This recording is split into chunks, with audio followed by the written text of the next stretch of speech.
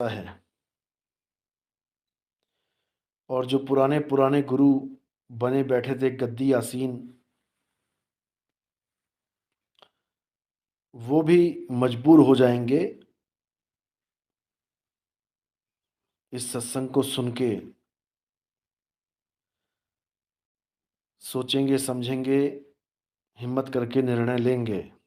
ये समय ही ऐसा है, इसमें किसी की दाल नहीं गलेगी। ये बिल्कुल एक नया जीवन जैसे सबको दे के जाएगा। ये साल ऐसा है।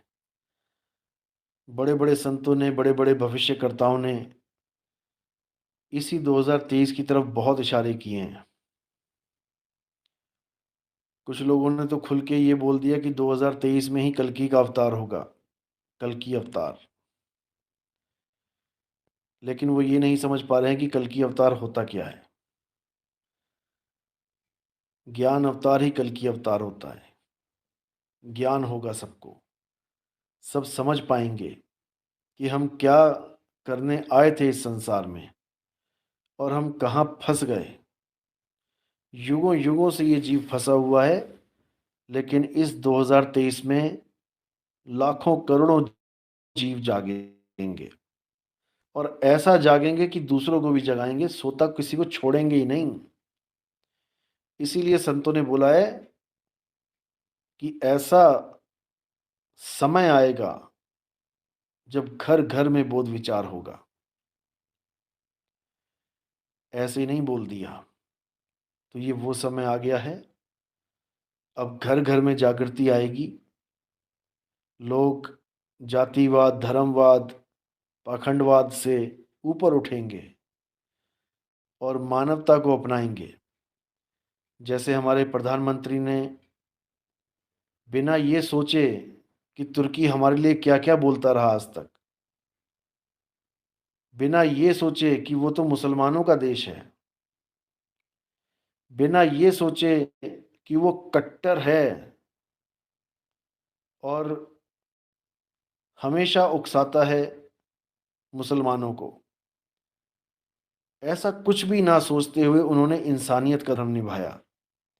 मैं यही कहता आया हूं हमेशा कि अगर कोई ज़रूरतमंद तुमसे हेल्प मांगता है तो पहले ये देखो कि आप उसकी हेल्प बिना किसी जात पात, बिना किसी धर्म, बिना किसी भेद के, बिना किसी इन चीज़ों के, आप इंसान बन के उसकी मदद करो। जातवाद बाद में पूछ लेना भाई। कोई कुएं में गिरा हुआ है, बचाव बचाव कर रहा है, तुम पूछो भैया तेरी जात क्या है, फिर तो हो गया काम। पहले उसको निकाल लो, उसके बाद जात भी पूछ लो, घर भी पूछ लो, मोहल्ला भी पूछ लो, पहुंचा भी दो।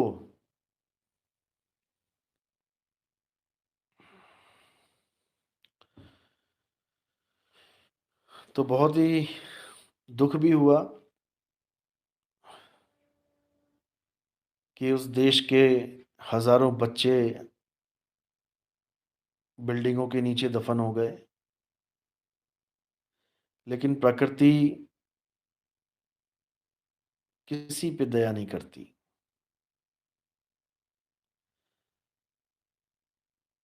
प्रकृति के साथ जो भी खिलवाड़ करेगा, ऐसा नहीं कि उस देश ने खिलवाड़ नहीं किया, उस देश से खिलवाड़ होता ही आया है। प्रकृति का मतलब ये नहीं कि प्रकृति है। प्रकृति का मतलब है सब देश, सारा संसार, सारे शरीर। ये हमारा तुम्हारा शरीर भी प्रकृति है। गलती से हम अपना स्वरूप मान बैठे हैं, ये प्रकृति है। पर आकृति किसी और की आकृति है, जिसको हम अपना मान बैठे हैं कि मेरा मेरा रूप है। ये हमारा रूप नहीं है, ये प्रकृति है।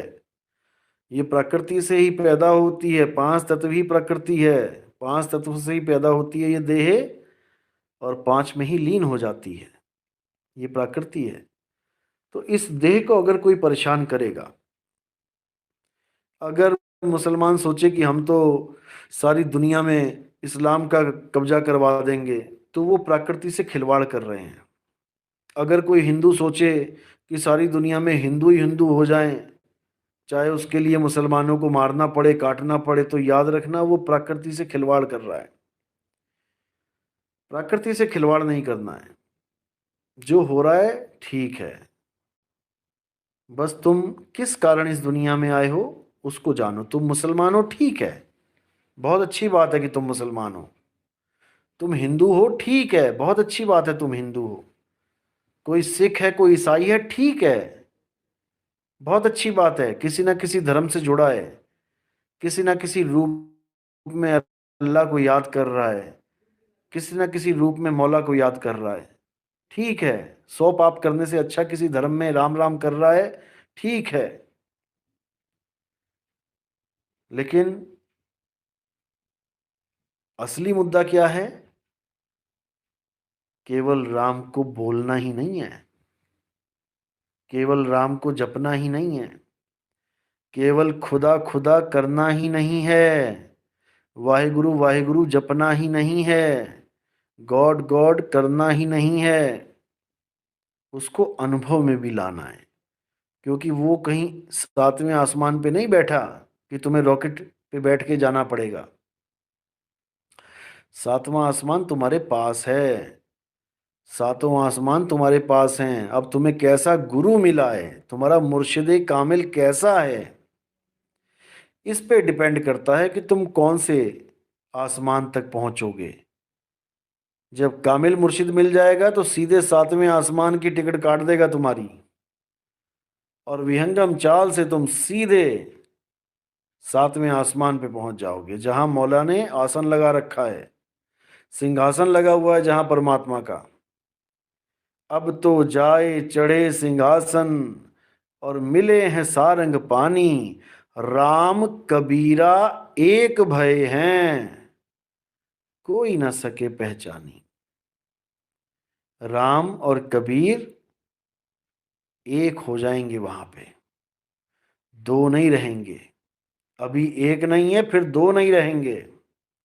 एक कहूं तो है नहीं, और दो कहूं तो गारी, और जैसा है तैसा कहूं, कहें कबीर विचारी।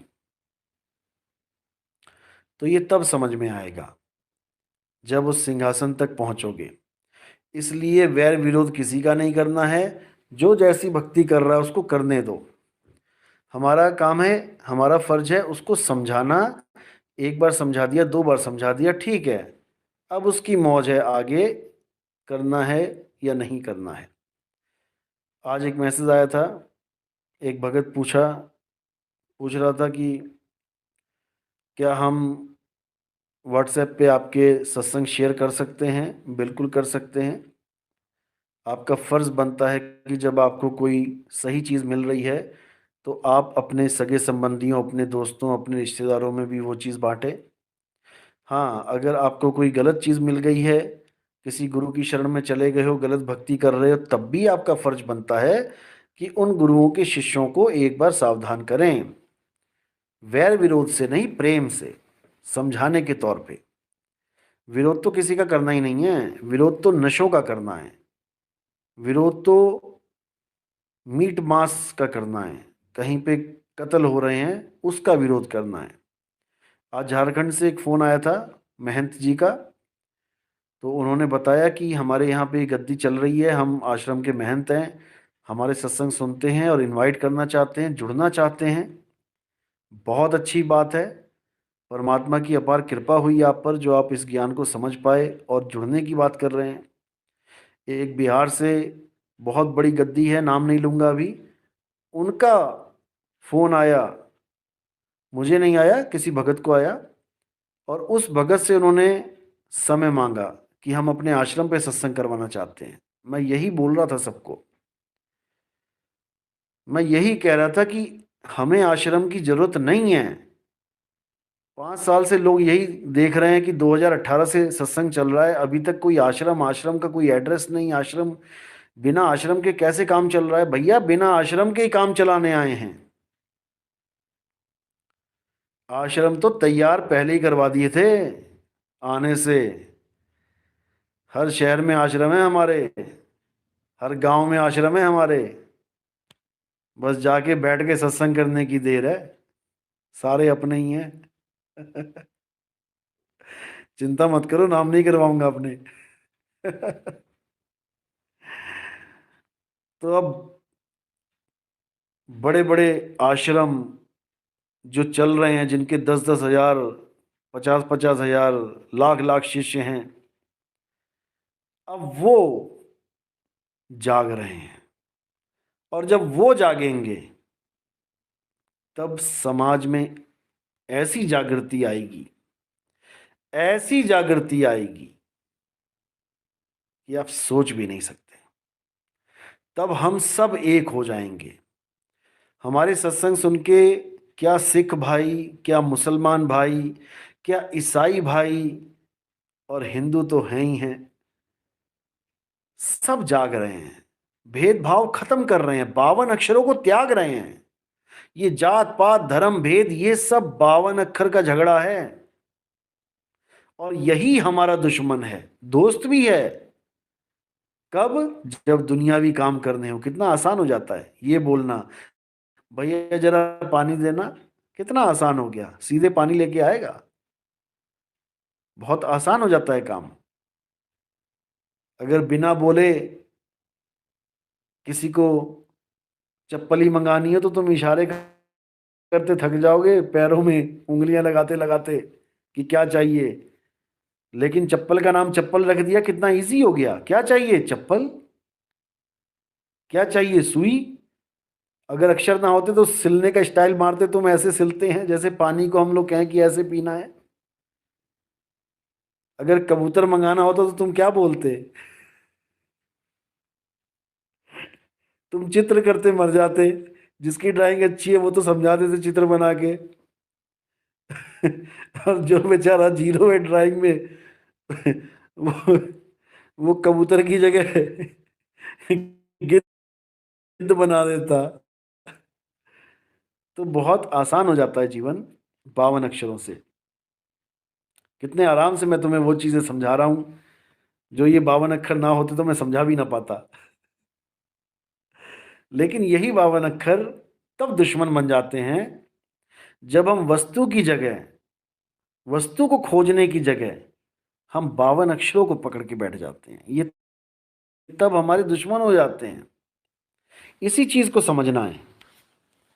52 अक्षर को ऐसे नहीं बोला कि जो नर पड़े 52 के फेरा, सो नर जानो काल के चेरा।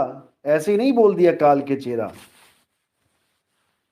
अब चेलों को नाम दे दिया गुरुजी ने, बेटा जपो सतनाम सतनाम। अब वो तो कभी सपने में भी नहीं सोच सकता कि मेरे गुरु ने मुझे काल भगवान का नाम दे दिया, क्योंकि सतनाम तो किसी एंगल से लगता ही नहीं है काल भगवान का नाम।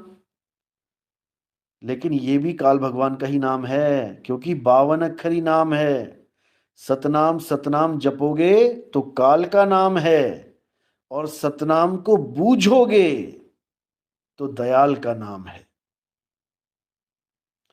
इसीलिए कबीर साहब ने पहली ही लाइन में बोल दिया कबीर सागर में, सत्य नाम है सार, बूझो संत विवेक करी। अगर जपना ही होता सतनाम सतनाम भाई, तो इसमें विवेक किस चिड़िया का नाम है? विवेक क्या करना फिर? गुरुजी ने दिया, बेटा सतनाम जपो, चेले ने ले लिया, ठीक है गुरुजी सतनाम सतनाम जपेंगे। इसमें विवेक क्या करेगा? विवेक का मतलब होता है सत्य असत्य का निर्णय करना। विवेक का काम ही यही होता है। तो सत्य नाम है सार, यानी सत्य नाम सार वस्तु है, असार नहीं है। असार को त्यागना है। सत्य नाम है सार, बूझो संत विवेक करी, यानी खोजो, उसको ढूंढो, लगाओ दिमाग कि वो सार वस्तु क्या है, कहां है। उसका एड्रेस तक बता रखा है कबीर साहब ने, लेकिन कोई समझ नहीं रहा। अधर द्वीप तहां गगन गुफा में, है निज वस्तु सारा। अब ये कहाँ है स्थान? कोई कहता है त्रिकुटी में है, यहाँ पर अधर द्वीप है। अरे भाई, अधर द्वीप का मतलब तो समझ लो पहले। निराधार, बिना आधार की, और बिना आधार की वस्तु विहंगम चाल से मिलती है। जैसे आपके सिर के ऊपर मंगल ग्रह है, अधर में खड़ा है, बिना आधार के। कोई खंबा थोड़ी लगा रखा वहां जाने के लिए, कोई सीढ़ियां थोड़ी नहीं है। तो वहां रॉकेट जाएगा विहंगम चाल से, यहां छूटा और वहां पहुंचा। तब तो पहुंच गया, नहीं तो अटक गया। तो साहिब कहते सत्य नाम है सार, और बूझो संत विवेक करी, उतरहु बहुजल पार। सतगुरु का उपदेश यही, सतगुरु का उपदेश केवल सतनाम है। सतनाम के अलावा और कोई नाम नहीं दिया जाता कि गुरु जी ने नाम दे दिया सतनाम, सोहंग, सतगुरु, दयाल, ये फलाना ढिकाना। सब छोड़ो, सत्य नाम को जानो। सतनाम क्या है? अरे सत्य नाम कोई नाम नहीं, यह है आपन रूप। और जो जाने इस भेद को, पावे आप स्वरूप। जो इस भेद को जानता है, वो सत्य नाम रूपी अपने स्वरूप को प्राप्त कर लेता है। सतनाम हमारा स्वरूप है, ये स्वरूप ज्ञान है। तो इसी को समझना है। एक सवाल पूछा था अभी भगत ने, बड़ा अच्छा सवाल पूछा था कि आत्मा से मन कैसे पैदा हो गया, आत्मा का गुण कैसे है ये मन। आत्मा से पैदा होने का मतलब ये नहीं कि आत्मा से कुछ निकल आया। आत्मा के आधार पे सब कुछ प्रकट होता है। हर चीज प्रकट होती है आत्मा के आधार पे। आत्मा सत्य है, सत्य में से कुछ असत्य नहीं निकल सकता। लेकिन जो भी चीज प्रकट है वो सत्य के आधार पे है। वाणी भी आती है, सत्य के शब्द से धरनी आकाश है, सत्य के शब्द से पवन पानी। यानी सत्य के शब्द की वजह से ही धरनी आकाश अस्तित्व में है। अगर सत्य ना हो तो किसी की कोई हैसियत ही नहीं है। 16 जो गुण हैं, वो जिस आत्मा के गुण हैं, वो कुछ और चीज है। सत्य का एक ही गुण है, सब गुणों से परे है वो सत्य ही है। उसका गुण ही सत्य है, उसमें और कोई गुण नहीं समा सकता। 16 शंख के पार इसीलिए बोला गया, 16 शंख के पार, यानी 16 गुणों से परे। ये 16 गुण बहुत अहमियत रखते हैं हमारे जीवन में। कृष्ण जी को भी पूर्ण अवतार इसलिए माना गया क्योंकि 16 कला संपूर्ण थे, वो पूर्ण अवतार बोला जाता है उनको। और एक नारी भी जब सुंदर लगती है जब 16 श्रृंगार करती है। इसी प्रकार 16 पुत्र हैं, जो पुत्र की व्याख्या की गई वहां पे। लेकिन वस्तु उन 16 से भी परे है, उसको जानना पड़ेगा।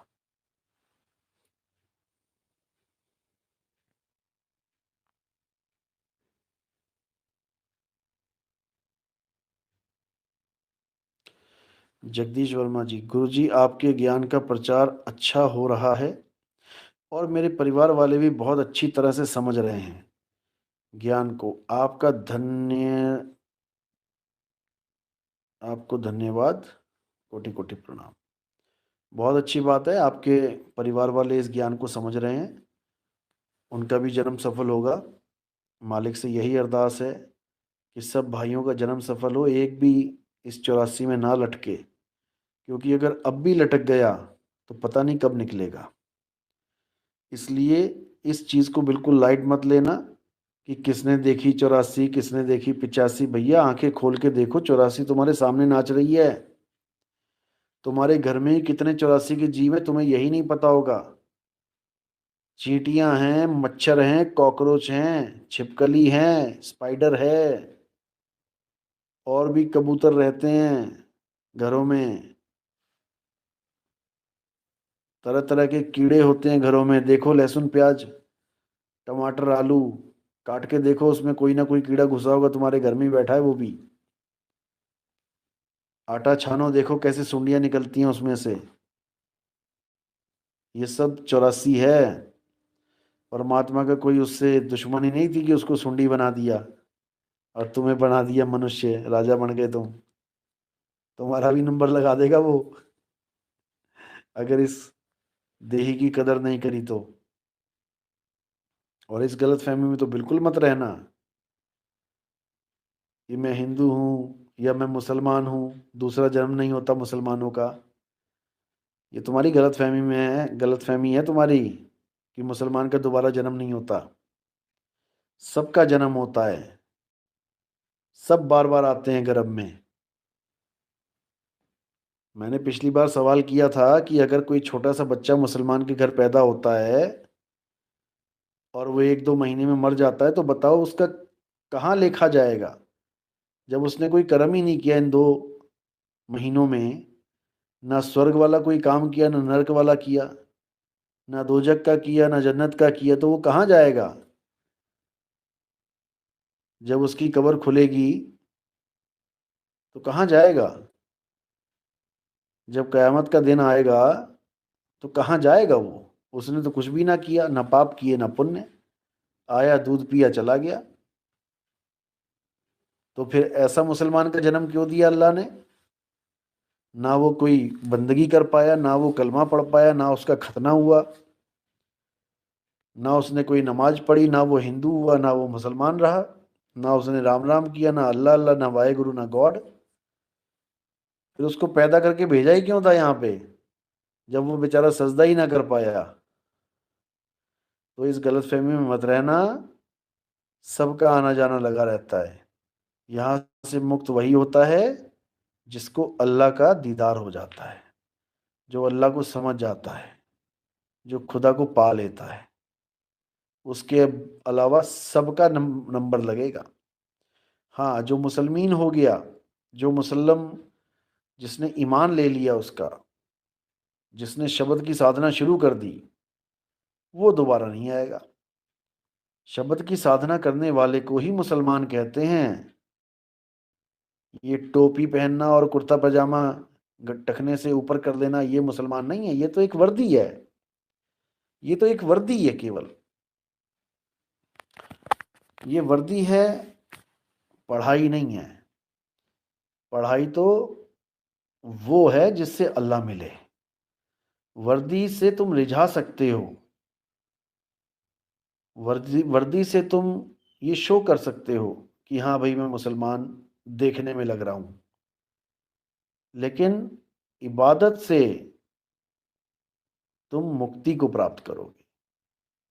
और इबादत में ये नहीं देखा जाता कि तुमने क्या पहना है। इस चीज को दिमाग से निकाल दो।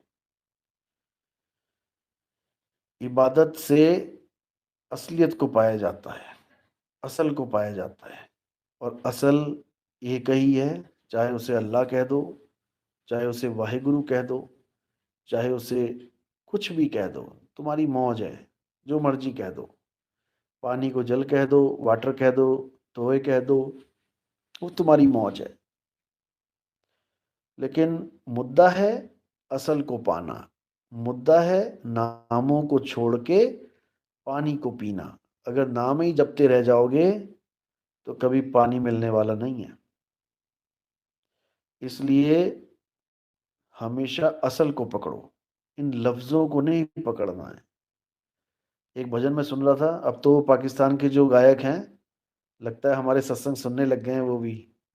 बड़ा प्यारा भजन बनाया उन लोगों ने, आज तक नहीं बना पाए थे, अब बनाते हैं।